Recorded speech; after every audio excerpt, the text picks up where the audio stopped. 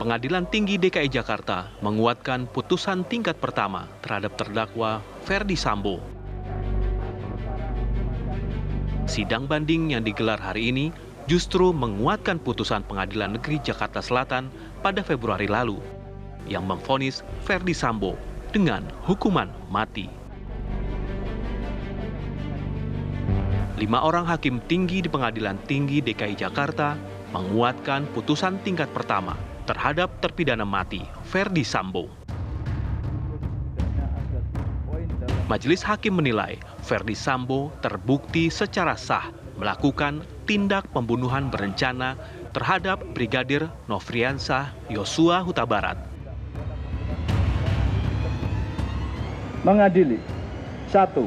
Menerima permohonan banding dari terdakwa Ferdy Sambo SH MH dan penuntut umum pada Kejaksaan Negeri Jakarta Selatan. Kedua, menguatkan putusan Pengadilan Negeri Jakarta Selatan nomor 796/PIB/2022/PN Jakarta Selatan tertanggal 13 Februari 2023 yang dipintakan banding tersebut. Ketiga, menetapkan terdakwa tetap berada dalam tahanan. Keempat, membebankan biaya perkara kepada negara. Demikian diputuskan dalam rapat permusyawaratan Majelis Hakim Pengadilan Tinggi DKI Jakarta pada hari Senin tanggal 10 April 2023 oleh Singgih Budi Prakoso, Sarjana Hukum Master Hukum sebagai Hakim Ketua.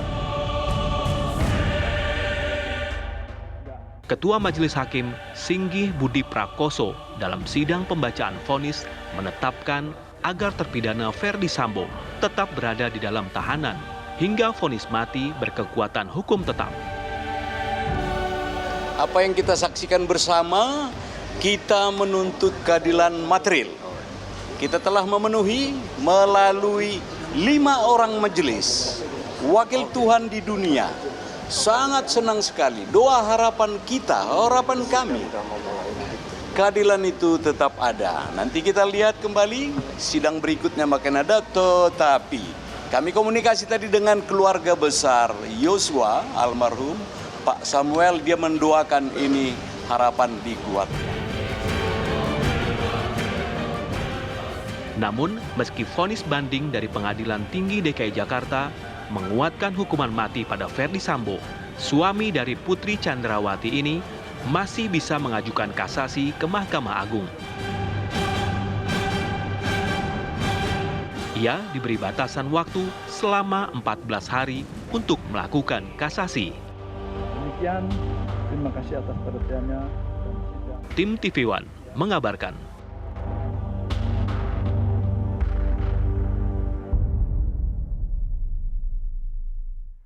Ya, sementara itu pemirsa, seperti kita ketahui bahwa keputusan menolak banding dari Ferdy Sambo, bukan hanya Ferdy Sambo, tapi untuk Putri Chandrawati pun hakim sudah menjatuhkan hukuman 20 tahun penjara terhadap Putri Chandrawati. Hakim Pengadilan Negeri Jakarta Selatan dan keputusan banding hari ini pun menguatkan putusan sebelumnya atau banding ditolak. Menerima permintaan banding penasihat hukum terdakwa dan penuntut umum tersebut. 2. Menguatkan putusan Pengadilan Negeri Jakarta Selatan nomor 791/PIB/2022/PN Jakarta Selatan tanggal 13 Februari 2023 yang dimintakan banding tersebut. 3. Memerintahkan terdakwa tetap berada dalam tahanan. 4. Menetapkan lamanya terdakwa selama penangkapan dan penahanan untuk dikurangkan seluruhnya dari pidana yang dijatuhkan. 5. Membebani terdakwa membayar biaya perkara pada tindak banding sebesar Rp5.000. Ya, tidak hanya Sambo, Putri Chandrawati. Sementara itu informasi yang terbaru untuk Riki Rizal juga bandingnya ditolak. Tapi Anda juga mengingatkan lagi untuk saya, pemirsa TV One, bahwa kita jangan melupakan dulu ini kasus Verdi Sambo. Selain banding, ada upaya hukum lanjutan yang masih dilakukan, bisa dilakukan olehnya. Meskipun banding ditolak, masih ada kasasi atau mungkin juga ada PK, pemirsa. Tapi malam hari ini saya akan ajak Anda untuk melihat sesuai dengan judul saya, ketika banding ditolak, apakah memang Sambo sudah kalah telak atau masih ada upaya hukum lainnya? Lantas kenapa ya banyak masyarakat yang masih meragukan bahwa akhirnya nanti Verdi Sambo akan dieksekusi atau tidak? Itu akan saya bahas di Apa Kabar Indonesia malam hari ini. Bang Saur Siagian sudah bersama dengan saya. Selamat malam Bang Saur. Selamat malam Mbak Caca. Bang Saur, berikan komentar dulu, ini puas tidak dengan hakim akhirnya berani juga ya untuk menolak banding Sambo bahkan juga Putri Chandrawati, juga Riki Rizal nih. Iya, kalau kita memaknai putusan pengadilan itu kan demi keadilan 3 aspek Mbak Caca. Jadi dia menimbang mulai dari konstruksi dakwaan dari jaksa penuntut umum, kemudian juga saksi-saksi yang diajukan, kemudian ada pledoi pembelaan, kemudian daripada pihak, kemudian menjawab, kemudian hakim memutus demi keadilan berdasarkan ketuhanan yang Maha Esa Mbak Caca. Yang tadi Mbak Caca, Verdi Sambo kemudian hukuman mati, sama menguatkan putusan pengadilan negeri, kemudian Putri sama menguatkan putusan pengadilan negeri 20 tahun dan juga Riki Rizal 13 tahun. Artinya Mbak Caca, ini keadilan bukan saja kepada korban dalam hal ini keluarga Yosua atau Yosua, tetapi juga kepada pelaku dan juga manfaatnya kepada masyarakat. Jadi ini yang menurut makna daripada demi keadilan berdasarkan ketuhanan yang Maha Esa. Jadi sebenarnya nggak bisa kita bilang menang kalah sesungguhnya.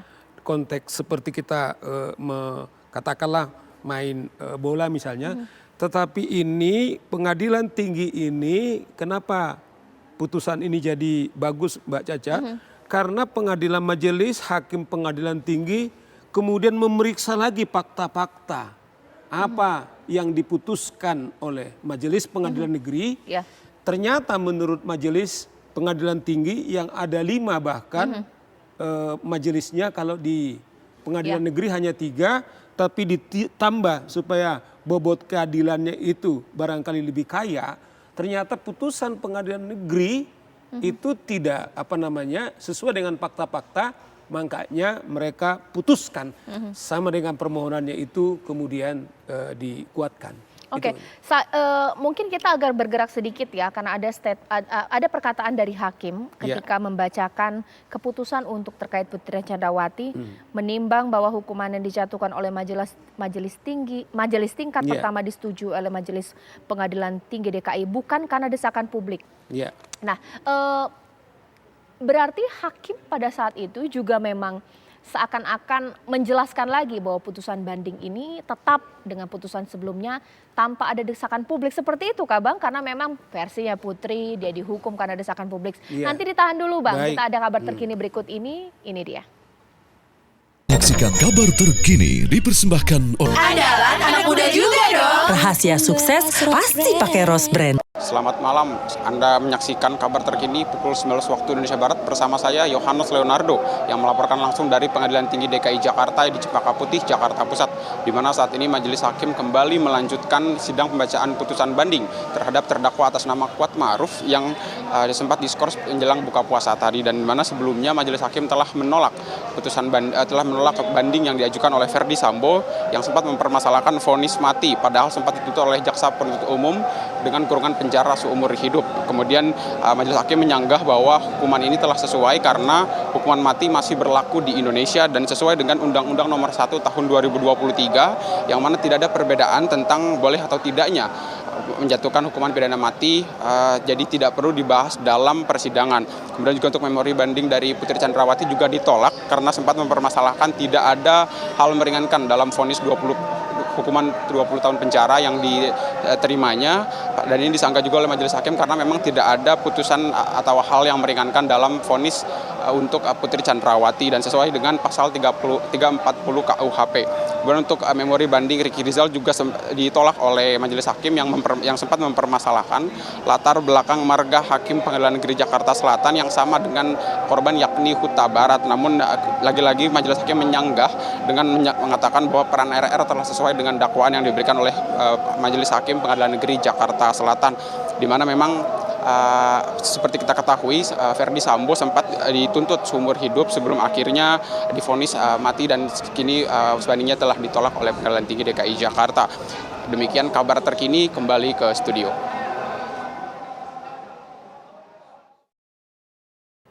Ya, kalau kita melihat Bang Saur, tanggapan dari masyarakat, rakyat lah ya dalam hal ini ya, mengenai ditolaknya banding Sambo, Putri, bahkan juga Ricky Rizal, inilah keadilan. Tapi ada juga ya sebagian masyarakat menganggap bahwa apa ya nanti Sambo benar-benar akan dieksekusi, ataukah dia masih mengambil langkah hukum yang memang masih memungkinkan ya, kasasi salah satunya. Bagaimana Bang?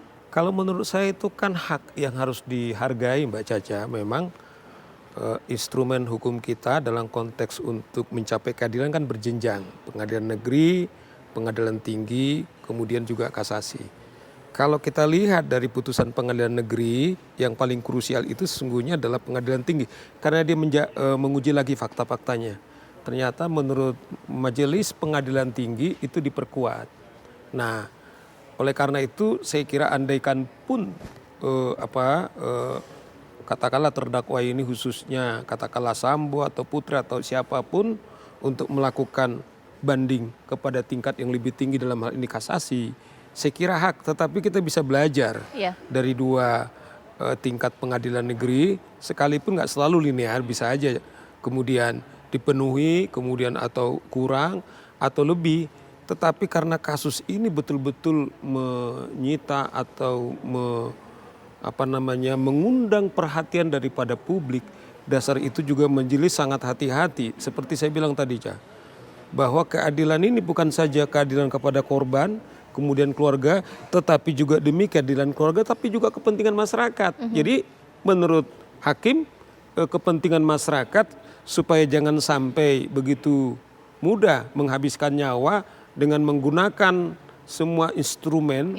Bahkan kalau majelis mengatakan tidak ada hal yang meringankan, sehingga kita ini harus berpikir ulang untuk menjaga tindak perilakunya di masyarakat sampai jangan sampai terjadi apa yang dialami oleh saudara Verdi Sambo, Putri, kemudian juga dan yang lain-lain. Oke, ketika membacakan keputusan menolak banding Putri Chandrawati kan sempat ada statement juga ya, bahwa keputusan ini diambil tanpa ada desakan publik atau ibaratnya menjadi penegasan bahwa vonis bukan karena desakan publik, menegaskan kembali putusan dari Pengadilan Negeri Jakarta Selatan pun bukan karena desakan publik. Ini seperti apa Bang? Sebenarnya udah kalau dari awal juga kan mereka juga dalam pledoinya juga sudah mengatakan seperti itu Mbak Caca, bahwa ini putusan tidak adil kepada kami juga karena desakan daripada publik.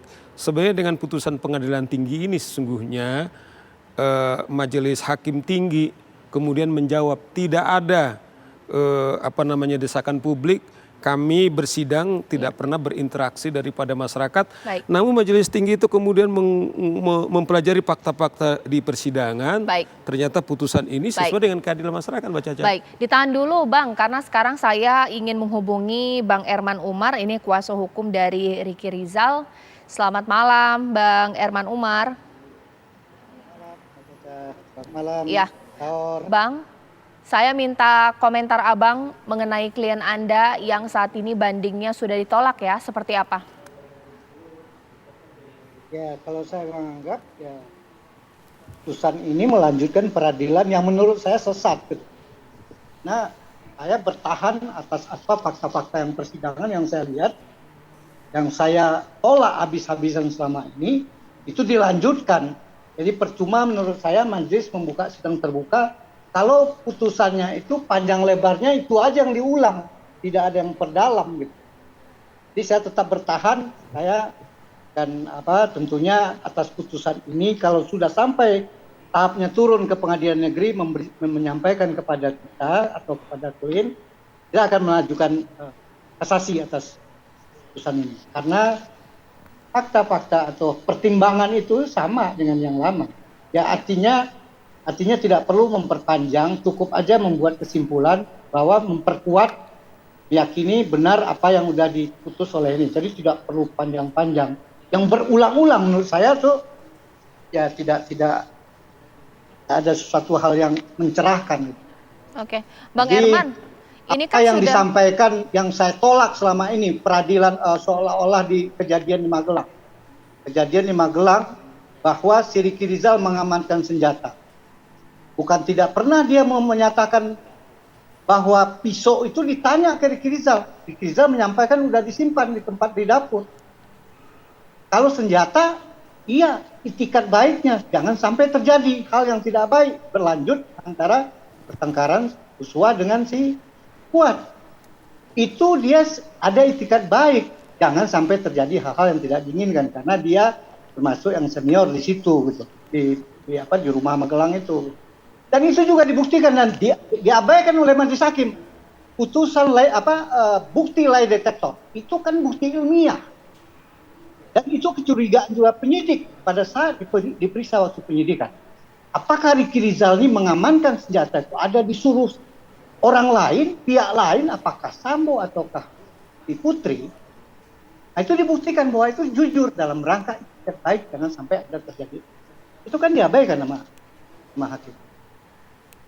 Kemudian pada saat pulang dari Magelang dianggap turun toilet pergi pipis pun dianggap mengawasin.